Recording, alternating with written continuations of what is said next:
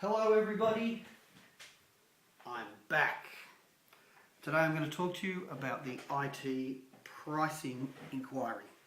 Very timely right now as Parliament wants to subpoena some executives to explain their prices, and there was an article in the Australian this morning. In fact, the article in the Australian said if you wanted to get a particular Adobe upgrade, it was going to cost $192 for our American friends and $307 for us.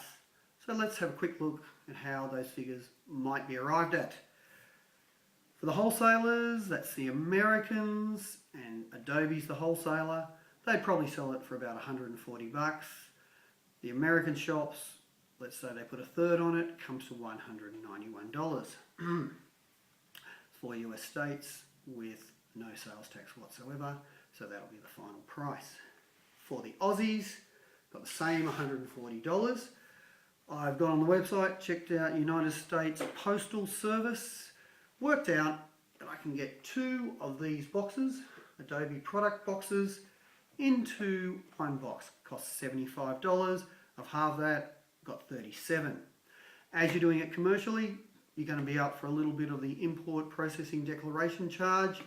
That's $49 normally, divided it by the 2 in the box, $25. Now you might think they're tiny numbers, but believe me, if you want to be in the game of retail, someone's coming to order that day. You need to be making your order that day. And for specific things, it's hard to get the numbers up quickly. Right, so we're at the cost price for the Aussie shop of $202. Let's put the same markup on, 33% gets us to $268. And being Australians, we of course have GST. Gets to our final figure of $295, fairly close to what the Australian had this morning. So, I can hear the politicians now saying, hold on, we're talking here about downloads.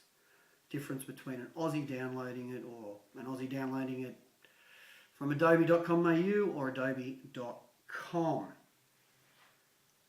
And in that case, there wouldn't be any postal charges. Well, if Adobe did this, if they said we're just going to sell to all the Aussies at $199, they would undercut all of their Australian resellers. And there must be thousands of them. The Dick Smiths, the mum and dad software shops, it'd be a nightmare for them. Cheapest they could do it is $295. Adobe would do it for $199. Relations would be very frosty indeed. And before you say, hey, it's only an update, they need those resellers to sell all of their other products. And a lot of those other products would be very, very difficult to download. They are monsters. And it's still best to buy them on a DVD, a CD, and do it yourself. Okay. I can still hear the progressives saying, come on, that's progress. Well, maybe in Parliament House or in the centre of Sydney, you might have a nice connection to do it.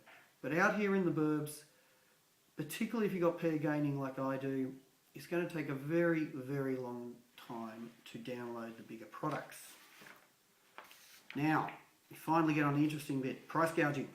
You can see from the example that Adobe is able to pocket the postal and GST revenue. And unfortunately, they are. It's a nice little earner for them, and a perfect storm for the Australian consumer and taxpayer. It really does explain why they don't want to turn up to the inquiry. What are they going to say? Look, works well for us, don't change a thing, and by the way, thanks for the extra GST revenue, guys. Now think about that. If we could work out a way to put the GST revenue on the American downloads, it wouldn't actually change the price that they're selling to Australians at, okay? Because they're basing their competition and their pricing on how much it would be in an Australian store, okay? And I really hope, Nick Champion and Paul Neville, that you can take that on board. That's it. That's what's going on. I hope you've got it. I don't feel that you have yet, but it's really quite simple.